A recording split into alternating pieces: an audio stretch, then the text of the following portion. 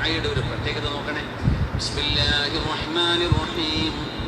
വല്ലദീന യഖൂലൂന റബ്ബനാ ഹബ് ലനാ മിൻ അസ്വാജിനാ വദുർരിയാതിനാ ഖുർറത അയുനിൻ.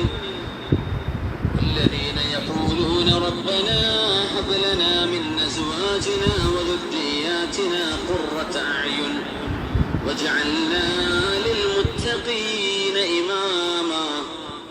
ഇങ്ങനെ ദുആ ചെയ്യുന്നവരും അല്ലാഹുവിന്റെ ഇഷ്ടപ്പെട്ടവരാണ്.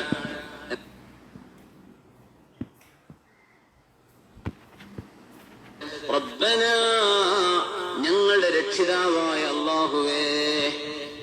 ഈ ദുആ പഠിച്ചു വെക്കണേ. റബ്ബനാ ഹബ് ലനാ മിൻ അസ്വാജിനാ വദുർരിയാതിനാ.